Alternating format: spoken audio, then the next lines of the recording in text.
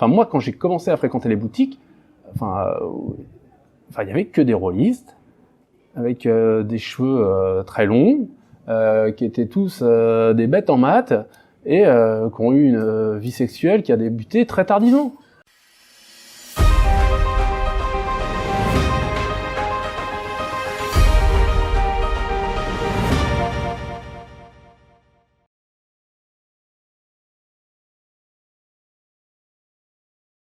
Donc voilà, là aujourd'hui, nos investissements aujourd'hui, si vraiment je devais définir les trucs, c'est en personnel, on va dire, c'est des spécialistes, et sinon créer ce lien communautaire. Faut à tout prix qu'on ait de la consistance sur les jeux, en dehors des jeux eux-mêmes, justement. On débute, mais ça commence bien. Là, on a donc un site, The Overlord, où en France, pour l'instant, on a 1400 et quelques personnes, mais je sais que d'ici Batman, de façon organique, on sera à 2000 personnes. Des gens qui peuvent se rencontrer assez facilement. On essaye de faire des rencontres aussi. On va en faire de plus en plus. Faut qu'on recrée tout un écosystème autour de nos jeux. Qui aujourd'hui existe via les réseaux boutiques, et qu'on doit faire nous exister autrement. Alors il y a des pistes, notamment les cafés-jeux, parce que les cafés-jeux ça fleurit. Là on arrive à 200 adresses en France. C'est quand même beaucoup. Donc il n'y a pas. C'est ce qu'étaient les boutiques il y a encore 200. Je dirais il y a 5-7 ans à peu près, 200 points de vente. C'était gros points de vente. Aujourd'hui t'en as même pas 200 en France en fait. Des points de vente tout court, t'en as 500, mais des vrais points de vente. On va dire qu'on a 200. Donc voilà, il y a d'autres pistes en fait. Je pense que par contre, faut se méfier des idées toutes faites qui consistent à dire il n'y a pas d'existence hors boutique. Ça c'est pas vrai. Je pense que on n'est pas sur. Pour moi, on n'est pas sur le même type de jeu. Moi, j'ai toujours été contre Conan en boutique. On avait un désaccord justement avec Erwan et Marc là-dessus. Eux pensaient qu'un jeu devait exister en boutique. On a fait l'essai par contre, et on n'y retournera pas. Ça, c'est clair. Moi, le bilan de Conan en boutique, c'est 180 000 € de perdus. Je veux bien. C'est-à-dire comment tu peux nous expliquer le fait qu'on perde des sous? Il y a aussi parce qu'on est des ânes. Par exemple, quand tu fais le PNL, Profit and Loss de ton jeu à la fin, notamment avec les royautés que tu payes à Paradox, et que tu t'aperçois que chaque boîte te coûte 34 $ et que tu la vends 32 à Asmodée, en gros déjà t'as perdu 2 $ par boîte vendue. Ensuite, quand tu te retrouves avec un dépôt de vente de 3000 boîtes à Buc en France qui t'appartiennent, mais parce que à cause des soldes sont devenus invendables, tu te retrouves à 3000 fois 34. Allez, on va faire ça à peu près à 100 000 balles de plus de perdus. Voilà, ça va très vite. C'est parce que ces boîtes, on les a payées, la fabrication, on l'a payée. Aujourd'hui, on n'en fait rien. Et c'est quoi le prochain? C'est de devoir les brûler. Ça m'embête quand même. Non, mais je veux dire, alors, devoir les brûler, comme on a fait avec la moitié des stocks d'extension, lorsque, au final, FFG a dit, non, ça nous intéresse pas. On baisse de moitié nos commandes. Donc, c'est-à-dire que plutôt que les transporter pour les brûler ici, autant les brûler directement en Chine. Ce que je veux dire, c'est qu'on est sur... je les avais même pas comptés, ceux-là. C'est qu'on est sur un gâchis terrible. Donc, moi, je veux bien être le méchant qui veut plus aller en boutique. Mais si je gagnais de l'argent, j'irais. C'est pas... je veux dire, c'est pas un truc... cherche pas... En fait, j'ai vraiment rien contre les boutiques. Ce qui m'embête, c'est un peu l'image du mec qui veut tuer les boutiques que j'ai aujourd'hui. Mais pas du tout. Je veux dire, tu vends... En fait, voilà. Un deal, pour moi, le but d'un deal avec n'importe quel prestataire, c'est d'être gagnant-gagnant, que tout le monde y gagne.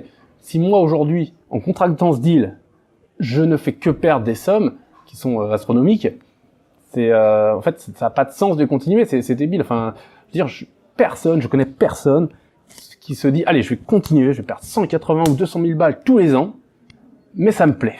C'est débile, ça n'a pas de sens. Et là, j'ai vraiment trop perdu. C'est pas bien pour la pérennité de la boîte. c'est bien pour personne. Moi, quand je suis en boutique, je contrôle pas mes prix. Ça veut dire que si jamais quelqu'un veut solder, c'est pas dur. Quand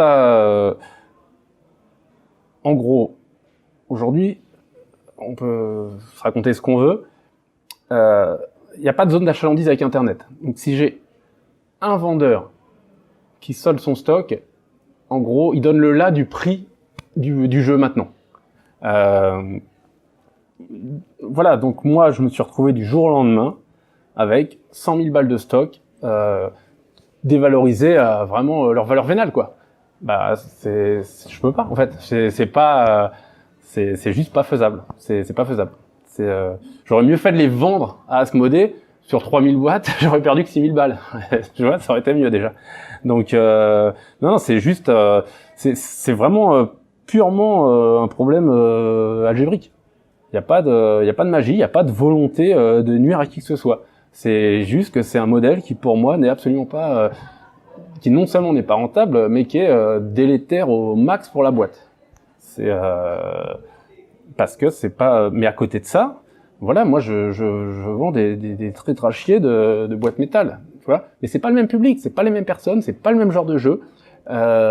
Et peut-être aussi, enfin, je pense que les boutiques doivent aussi voir que leur public a vraiment beaucoup évolué dans les 20 dernières années.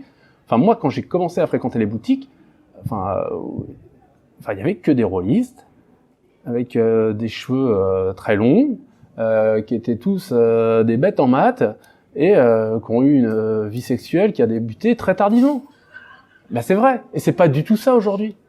Les gens qui vont dans les boutiques aujourd'hui, ce sont des gens, déjà, il y a des femmes, ça n'existait pas il y a 20 ans, les femmes, dans les boutiques. Ça, c'est, on peut se raconter des histoires qu'on veut, oui, peut-être qu'il y a le cousin de John qu'on aurait vu une. Bon, ok, on n'était pas sûr, c'était peut-être un mec à cheveux longs de dos, tu vois.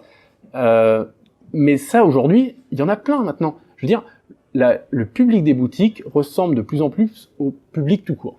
Et ça, c'est lié en fait à la casualisation. C'est-à-dire que avoir des jeux de plus en plus grand public, mais c'est très bien, mais ça implique nécessairement, et c'est pas un mal, que le public de ces jeux soit aussi le grand public. Sauf que toi, quand tu te retrouves avec des jeux qui sont calibrés parce que c'est ce que t'aimes pour ces mêmes mecs qui 20 ans plus tôt étaient puceaux, eh ben tu les vends pas, c'est tout, parce que il est pas là ton public. Ton public, c'est toujours les mêmes mecs, sauf que maintenant ils ont les mêmes cheveux que moi. Mais ils sont tous devenus cadres, mais ils sont plus dans les boutiques ou beaucoup moins. Et en tout cas, ils n'y viennent pas pour acheter tes jeux. En tout cas, pas les miens. Voilà, force est de constater que c'est pas les miens. Et donc voilà, moi, il faut que je sorte de ce casse-tête. J'ai pas le choix. C'est juste, mais c'est pas, il y a pas de plaisir en fait. C'est pas un plaisir de dire je romps avec les boutiques, ça m'amuse pas. Les boutiques aujourd'hui, je dirais, allez, 50% de mes revenus, les boutiques FR. Je veux pas m'amuser à dire voilà, ça me fait pas plaisir en fait. C'est pas, contrairement à ce qu'on pense, ça me fait pas plaisir. C'est juste que ne pas le faire, ce serait là, c'est débile. Et ça ne sert personne. De toute façon, la boutique, puisqu'elle ne vend pas mon jeu, elle ne gagne pas d'argent avec, tu vois. Ça la sert pas non plus d'avoir mon jeu, parce que dans la vérité c'est qu'elle est obligée de le solder. Donc voilà, je comprends même pas le problème qu'il y a, parce que aujourd'hui le discours c'est il veut pas nous vendre son jeu, mais je veux pas vous vendre un jeu que vous ne vendrez pas de toute façon. C'est pas que je veux pas vous le vendre, mais c'est que je vous vends pas à ce prix-là, et si je vous le vends au vrai prix, vous le vendrez pas, et même à ce prix-là vous le vendez pas. Donc si en plus vous devez le vendre 2 fois moins cher, je pense pas que vous le vendiez 2 fois plus, et 2 fois 0 égale 0. Donc personne n'a rien à y gagner dans l'histoire. C'est vraiment en fait je comprends pas qu'il y ait débat. Voilà, je sais pas, mais je passe mon temps en ce moment à m'expliquer là-dessus. Mais si tu rentres dans les chiffres, il y a plus de débat en fait. Le débat il est purement idéologique, et même pas idéologique, il est émotionnel. Voilà. On est sur le problème de c'était mieux avant. Mais si on reste vraiment sur c'était mieux avant, alors c'était mieux avant quand il n'y avait que des jeux de rôle en anglais dans les trucs, et que des mecs avec des cheveux longs à boutique, avec un bouton, et avec 20 en maths et aucune sexualité. C'était ça en fait avant. Et est-ce que c'était vraiment mieux avant pour vous les boutiques? Est-ce que vous voudriez revenir là? Parce que moi, c'est ça mes clients. C'est les, comment dire, enfin ça, je vais pas m'étaler là-dessus, mais les core gamers en tout cas du jeu à l'Améritrash, à l'américaine, donc jeux de rôle, etc. Pour moi, ils ne sont plus en boutique. Mais après, je veux bien, ça, je peux en discuter pendant des heures. Mais il y a aussi un moment où les chiffres parlent. C'est parce qu'on me dit ouais, Star Wars, c'est arrête. Enfin, Star Wars l'année dernière, Imperial Assault, 3200 ventes en France. J'ai vendu 25 000 bâtisseurs. C'est ce qui se vend aujourd'hui, c'est des jeux comme bâtisseurs. Je sais pas, on va pas parler de double. Enfin, c'est rien en fait. 3500 boîtes aujourd'hui, c'est pas non. Enfin, quant à la licence Star Wars, vendre 3500 boîtes, y a rien de magique en fait. C'est rien. Tu peux pas dire c'est un carton, c'est pas vrai. Enfin, je sais très bien ce que prend Disney comme royauté. J'assure que 3500 boîtes, c'est vraiment pas terrible. Derrière le gras qui reste. Donc voilà, c'est important aussi de le dire.